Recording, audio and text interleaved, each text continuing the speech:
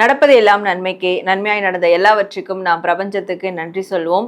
இந்த பதிவை நீங்க பாக்குறீங்கன்னா உங்களுடைய கேள்விகளுக்கான பதில் கிடைக்க போகுது அப்படின்றது தான் அர்த்தம். ஏன்னா பிரபஞ்சம் இந்த நேரத்துல உங்களுக்கான பதிலை கொண்டு வந்திருக்கு இந்த பதிவின் மூலயமா.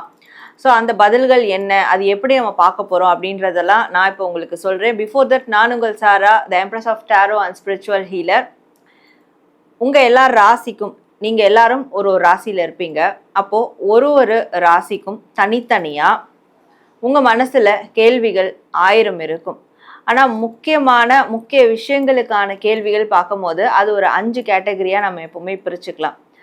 மெயின் உங்களுடைய பொருளாதாரம், உங்களுடைய கரியர் லைஃப், வேலை தொழில் சார்ந்த விஷயங்கள், உங்களுடைய ரிலேஷன்ஷிப் உறவுகள் சார்ந்த விஷயங்கள், அண்ட் உங்களுடைய பர்சனலாக ஏதாவது உங்களுக்கான பேஷனாக இருக்கட்டும், இல்லை வேறு ஏதாவது கோலாக இருக்கட்டும், ஆன்மீக ரீதியாக இருக்கட்டும். ஸோ பர்சனலான விஷயங்கள்.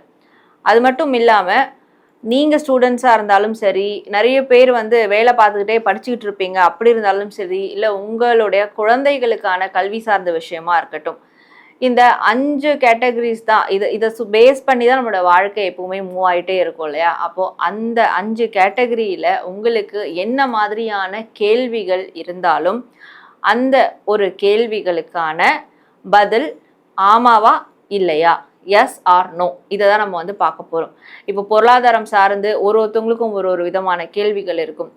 ஒருத்தருக்கு என்னோட கடன் அடையுமா அடையாதா அப்படின்னு இருக்கும்.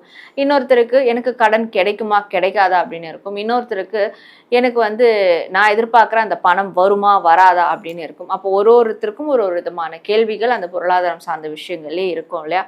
அப்படி இந்த 5 கேட்டகரியிலையும் உங்களுக்கு என்னென்ன விதமான கேள்விகள் இருக்கோ அந்த கேள்வியை பேஸ் பண்ணி உங்கள் ராசிக்கு தனித்தனியாக எஸ்ஸா நோவா அப்படின்றது தான் இந்த ஒரு பதிவின் மூலயமா நான் உங்களுக்கு கொடுக்க போகிறேன். ஸோ நீங்கள் அப்போது உங்களுடைய இந்த 5 கேட்டகரியில் இருக்கக்கூடிய கேள்விகளுக்கும் பதில்களை பார்த்து தெரிஞ்சுக்கோங்க.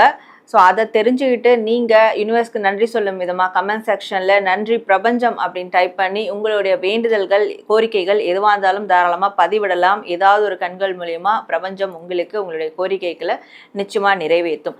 உங்களுக்கு இது மாதிரியான ஒரு பர்சனல் கைடன்ஸ் வேணும், ஸ்பிரிச்சுவல் ஹீலிங் வேணும், டாரோ ரீடிங் கிளாஸஸ் ஜாயின் பண்ணணும்னாலும் சரி, டிஸ்பிளே தெரிகிற வாட்ஸ்அப் நம்பருக்கு, என்னுடைய வாட்ஸ்அப் நம்பருக்கு நீங்கள் எனக்கு வாட்ஸ்அப் மெசேஜ் பண்ணி உங்களுக்கான அப்பாயின்மெண்ட் எடுத்துக்கோங்க.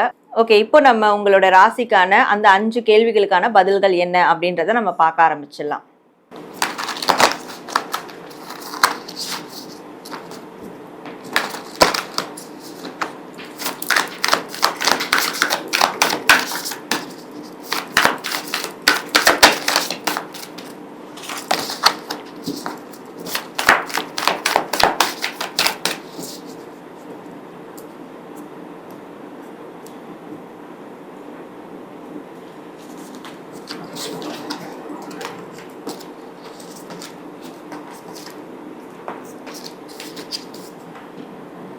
கன்னி ராசி, உங்களுடைய 5 விதமான கேள்விகள், 5 விதமான விஷயங்கள்ல இருக்கக்கூடிய கேள்விகள் நம்ம முன்னாடியே பார்த்த மாதிரி. ஸோ என்னென்ன கேள்விகள் அப்படின்றத நீங்கள் எடுத்து வச்சுக்கோங்க. ஒரு கேள்விக்கும் என்ன பதில்கள் வருது அப்படின்றத தனித்தனியாக பார்க்கலாம். உங்களுடைய கேள்விகளுக்கான பதில் எஸ்ஸாக இருந்தாலும் சரி, நோவாக இருந்தாலும் சரி, அதை நீங்கள் சமநிலையாக எடுத்துக்கிட்டு அதை சரிவர பயன்படுத்திக்கணும் அப்படின்றத என்னுடைய ஒரு வேண்டுகோள். இப்போது முதல் கேள்வி, உங்களுடைய வேலை தொழில் சார்ந்த அது ரிலேட்டடான ஒரு கேள்வியை முன்னெடுத்துக்கோங்க. அந்த கேள்விக்கு என்ன பதில் வருது அப்படின்றத நம்ம பார்க்கலாம். கன்னிராசி, உங்களோட வேலை தொழில் சார்ந்த அந்த ஒரு கேள்விக்கு ஒரு பாசிட்டிவான எஸ். ஆனால் அந்த பாசிட்டிவான எஸ் உங்களுக்கு எப்போ கிடைக்கும் அப்படின்னு பார்க்கும்போது, அது எஸ் எப்போ உங்களுக்கு ஆகும் அப்படின்னா, நீங்கள் ஏதோ ஒரு விஷயத்தை சேஞ்ச் பண்ணிக்கணும், ஒரு மனமாற்றம், ஒரு இடமாற்றம், ஏதோ ஒரு விஷயத்த நீங்கள் சேஞ்ச் பண்ணணும் அப்படின்னு வாழ்க்கையில் நீங்கள் அந்த சேஞ்சஸை முன்னெடுத்தீங்கன்னா உங்களுக்கு சேஞ்சஸ் கொடுக்கக்கூடிய விதமாக நீங்கள் கேட்ட கேள்விக்கு கண்டிப்பாக எஸ் வரும் அப்படின்றது உங்களுக்கான பதிலாக இருக்குது. இப்போ உங்களுடைய நிதி நிலைமை, பொருளாதாரம், அது ரிலேட்டடாக ஒரு கேள்வி எடுத்துக்கோங்க. அந்த கேள்விக்கு எஸ் வருதா நோ வருதா அப்படின்றத பார்க்கலாம். கன்னிராசி, உங்களுடைய நிதி நிலைமை, பொருளாதாரம் சார்ந்த அந்த ஒரு கேள்விக்கு உங்களுக்கு வந்திருக்கக்கூடிய பதில் ஒரு பாசிட்டிவான எஸ். இந்த பாசிட்டிவான எஸ் அப்படின்ற போது கண்டிப்பாக இதனால் உங்களுக்கு ரொம்ப சந்தோஷம் ஏற்படும். நீங்கள் கேட்ட கேள்வி, அந்த கேள்விக்கான பதில் உங்களுக்கு வாழ்க்கையில் கிடைக்கும் போது, ரியாலிட்டியில் கிடைக்கும் போது ரொம்ப ரொம்ப சந்தோஷப்படுவீங்க, ரொம்ப ஹாப்பியாக இருப்பீங்க. ஸோ அது எப்போவுமே உங்களுக்கு ஒரு நல்ல விதமான எஸ் அப்படின்றனால பாசிட்டிவ் எஸ் அப்படின்னு எடுத்துக்கலாம். இப்போது உங்களுடைய காதல், திருமண அந்த ரிலேஷன்ஷிப் சார்ந்த ஒரு கேள்வி இருக்கு இல்லையா, அந்த கேள்விக்கு எஸ் வருதா நோ வருதா அப்படின்றத பார்க்கலாம். ஸோ உங்களுடைய காதல், திருமணம் சார்ந்த அந்த ஒரு கேள்விக்கு ஒரு பாசிட்டிவான நோ அப்படின்றது தான் சொல்லலாம். ஏன்னா பாசிட்டிவான நோ அப்படின்றது போது சில கால அவகாசம் தேவைப்படுது. அது எஸ்ஸாக மாறணும்னா அண்ட் நீங்களும் ஒரு சில விஷயங்களை தட்டி கழிச்சு வரா மாதிரி இருக்குது.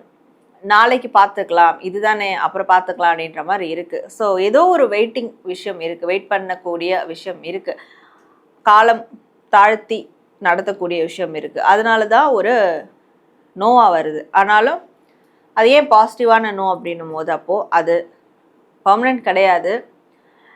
நீங்கள் உங்கள் 2 சைடும் அதற்கான இனிஷியேஷன் எடுக்கும் போது ஸோ அது எஸ்ஸாக மாறிடும். ஆனாலும் கொஞ்சம் காத்திருப்புகள் இருக்குது அப்படின்றதுனால அது ஒரு பாசிட்டிவான நோவாக இருக்குது இப்போதைக்கு. இப்போ இந்த 3 விஷயங்களை தாண்டி உங்களுடைய பர்சனல் லைஃப்க்கு வரும். உங்களோட பர்சனல் லைஃப்பில் பேஷன் சார்ந்ததாக இருக்கட்டும், ஆன்மீகம் சார்ந்ததாக இருக்கட்டும், ஒரு கேள்வி எடுத்துக்கோங்க. அந்த கேள்விக்கு எஸ் வருதா நோ வருதா அப்படின்றத நம்ம பார்க்கலாம். கன்னி ராசி, உங்களுடைய பர்சனல் லைஃப்கான அந்த கேள்விக்கான பதில் பாசிட்டிவான எஸ்.